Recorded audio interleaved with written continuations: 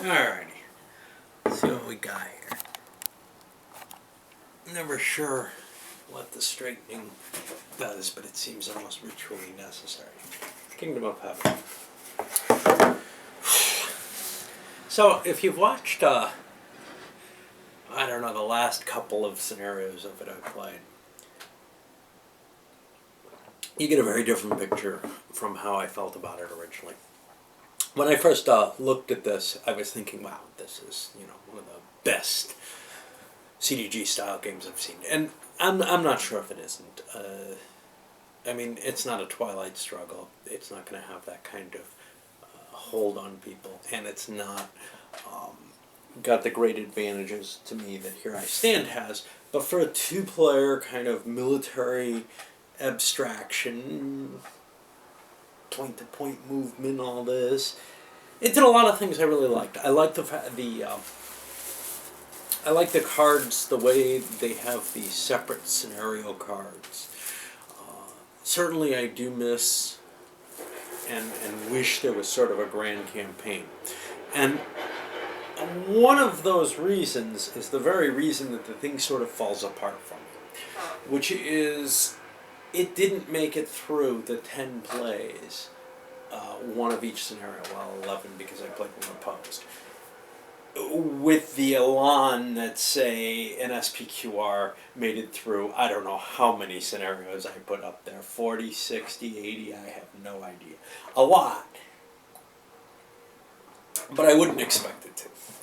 A tactical game like SPQR captivates me in a way that nothing operational, nothing strategic. No economic game. Nothing is going to make me want to bring it to the table again and again and again the way a tactical game does. And that's actually why I like Go.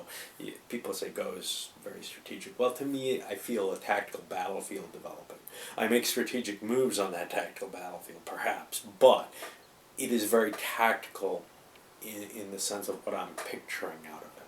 I'm not picturing the development of a war. I'm picturing the development of one very specific battlefield. Anyway, regardless, I don't know that any other CDG that I have, I don't think I could pull out 30 Years' War or Unhappy King Charles and play them 5 or 6 times without getting the same kind of fatigue. One of the things to look at is these scenarios aren't all that different in the sense that you're still playing the same system. You're still going to be facing the same kind of decision making on every card in every game that you do. I mean, it's just the nature of the game. It's not something where, each scenario is just this real, absolutely new game. And I don't think you'd expect that of it. So I don't think it's really fair to say, well, it didn't hold up to you. No game really would. The question is, how much would it hold up to other people? So, there are a few things that I like about the game that I think a lot of people aren't going to like. For example, it is really, really heavily luck dependent.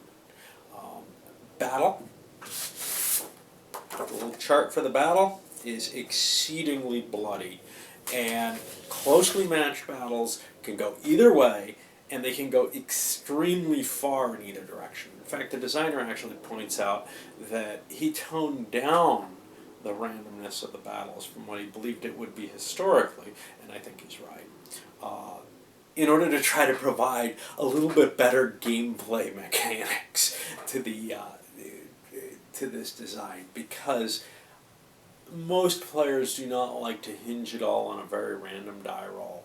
And one thing that this game does that a campaign would have alleviated somewhat is that very random die roll decides the game, perhaps. There's no, okay, in 5 years after a truce we'll be back at it and having another one of these really random die rolls. So key battles can be very, very decisive, and you don't have a lot of foresight into who's going to win or who's going to lose necessarily.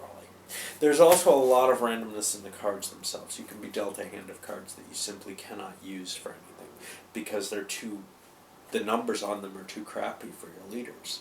And there's not a lot you can do. Now, I think the game has the option of being able to build up cards, and if it doesn't, you could certainly add it yourself. But I believe it has that as an option. I never liked that much. That would help reduce the luck factor on there. But there are other times where you don't want to move a leader, and what you need is the good siege cards, especially the defensive siege cards, and there's no way to get them. You can't just discard and get a defensive siege card. You can always discard and get an offensive siege card, which means that if you're on the attack, you don't get stymied in quite the same fashion as if you're bottled up in a city with your main leader. And we saw that in certain cases during the playthrough, especially that last scenario, where just, someone, one side or another, is so on the defensive that they can't come out and really fight. They end up trapped in a city and hoping for the best out of it. Components. Nice player aid card. Cards are good. Rulebook glossy. I don't like that. You know that. Rulebook and scenario book. But some people do, and they're not bad. The rules themselves, I found largely okay. It's not a terribly complex game, but there are a few things that I just had to look up every time, at least until I had played it quite a few times. By the fourth or fifth scenario, I had a feel for it, and then we found out, I was probably cheating from that point on because I stopped looking it up every time.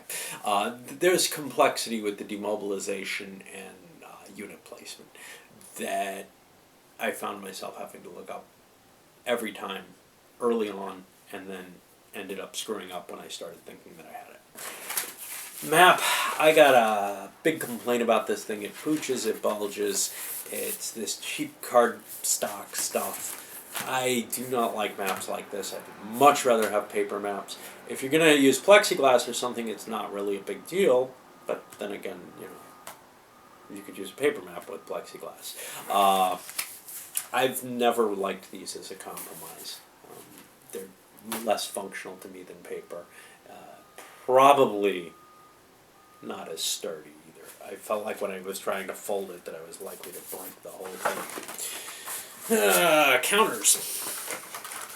Counters are functional, easy, simple, differentiated units in a way that I find kind of nice. All too many of these CDGs say, you get strength points and that's it. These differentiate between cav and infantry, different strength points of cav. You have to make certain balances to make decisions of where you want your stronger troops and where you want your weaker troops. You have your leaders, which are able to command a certain size force. So to have an optimal strength, you need your strongest units with those leaders. And you have to kind of decide how you're going to place them and where you're going to focus your attacks in the game. And that works very well, actually. And with the demobilization and unit placement, it allows you to make that decision, unfortunately, before you have your hand of cards. So you might get screwed as to what you planned. As to a component itself, modern counters have gotten really kind of nice in terms of putting a picture of the unit on it, a full color picture with some differentiation. I like that kind of style. A couple big numbers. It is a little difficult sometimes to differentiate between different factions on the same side. So all the Christian Catholic units are these red units, and they're not always absolutely clear, especially when you're looking at the leaders, which faction you've got or not. Especially in some of the scenarios, it's really kind of problematic, and you have the same on the Muslim side. But overall, it works okay. These are the MMP white core counters. Now, these seem to have gone through something kind of weird. I'm clipping Blitzkrieg Legend right now, and I clipped something else recently. They've gotten a little bit more, I don't know, they leave more tabs on the end and everything than they used to, I think. I don't really remember. But they've gotten easier to clip. But they separate a little easier and they a little bit more rippable. I didn't have that problem necessarily with this, or I think I did with this with these wider counters, where they're really tough to separate, and it ends up peeling apart the core. I mean, it's just a warning there. If there's ever a company that you want to use, say, a straight razor to separate the pieces, this is one of them. Where MMP's gone with their counters recently, I think you really need to. Either that or have some Elmers on hand. Anyway, like I said, when I first played this, the first couple times, and on Hair Doctor's podcast, I came out with, I think this is maybe the best game of the year. I'm not sure it's not.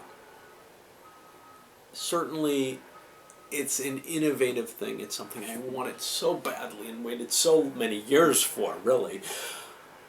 I'm impressed with what it does. I really am.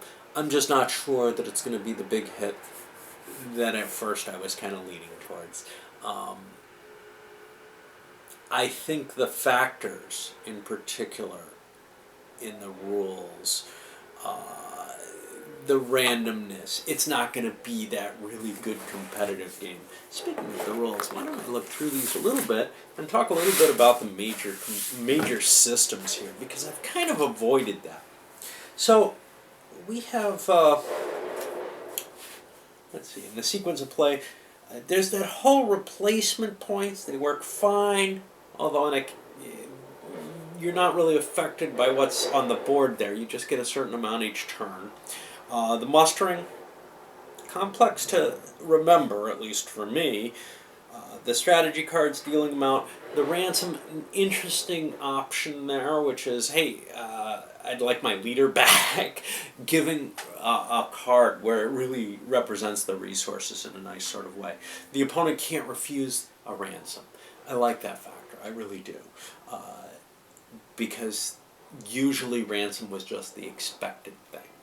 If somebody wasn't killed right after the battle, executed, they wouldn't be held on to and executed later for the most part. Initiative, pretty simple, nothing too exciting there. The actual strategy cards, okay. So what we're skipping here is the actual meat of the strategy cards, which is what's kind of interesting here. You have this diplomatic mechanism in the game. Doesn't usually get played. Most of the time, it's not a major factor that people are trying to, say, fight over. Plus, there's limitations. You fire one off, and you can't fire it off again. You succeed, and the other player can't try to counter it with another diplomacy on them. But it's kind of nice because it allows some of these powers that were often fighting against their own religion, or against what you would think would be their natural allies. They would often align themselves in different ways, and it allows you to kind of play that, make those moves, pay resources that you could use to fuel your army to try to bring a new ally in or to keep somebody out of the war. It's a nice aspect.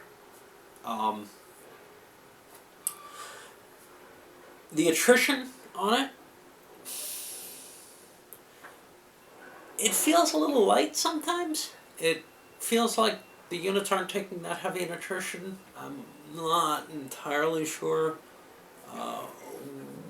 what is intended with that, but I felt like, especially if if you contain the starting and end point of your trip, or if a castle surrenders to you immediately,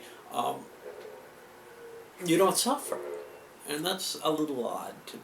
It's also hard to remember because the attrition takes place after all movement and combat, which means you don't suffer an attrition loss if before battle, from what I can tell, which feels a little weird, and it's also very easy to forget the attrition roll in that case. I usually think I caught it.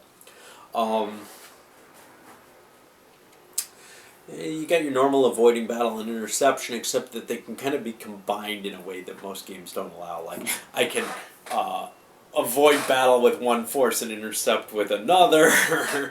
You can combine armies by intercepting and stuff like that. So there's kind of a little bit of weirdness in there that's a little different from most, but you have to pre-declare it all, so it's not that big a deal.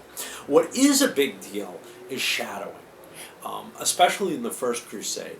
This is a really, really neat concept, and it's one that most games don't really handle well, this harassing combat going on throughout the entire situation. If you can't face the enemy straight up, you have the option to weaken him along the way. And if you're the weaker leader, or if you have the weaker forces, it's definitely an interesting option. But only in this game if you have if you have a cavalry army, basically.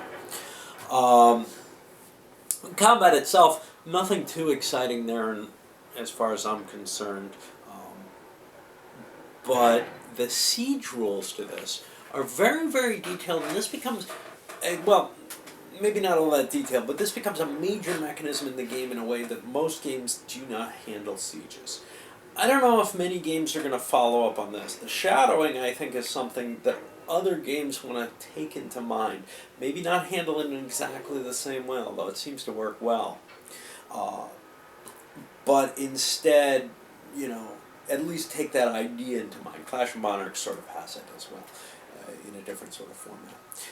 But the siege in this is very interesting because you've got to spend your resource cards on maintaining and operating a siege. I think it works very well in this particular situation where you really had one big field army out on the go, and if you started, it's not even sensible to start talking about two armies operating together in the same way on different offensives. And you kind of see something weird there with, like, the final scenario where you have a Mongol army and a Crusader army. I can use one or the other. That feels a little funny. Overall, the use of these resource cards to trigger siege events, that's pretty common in the CDG world. However, all these events to reduce the value of the resistance and the amount of cards that you have to expend, that's a little different from most games, and I think it works in this situation, but probably isn't something that belongs in most games of the era. Starvation I almost never used. It was usually better to get the siege value down, hit the opponent. He can't recover, especially if you've got a blockade in place, and then bring more troops in on another turn or whatever, rather than try to do the starvation, because the starvation it doesn't really get you the city very quickly at all. And they point out that maybe once or twice I don't know. There's a historical note somewhere that went into that this really didn't happen. Nothing was starved out completely. The concept of the crusade waiting in the wings, I think that's an interesting one. It fuels sort of this push. It works well with what's going on. Hey, you got to be doing well as the Muslims to even get past a certain level of playing, and then finish the game off.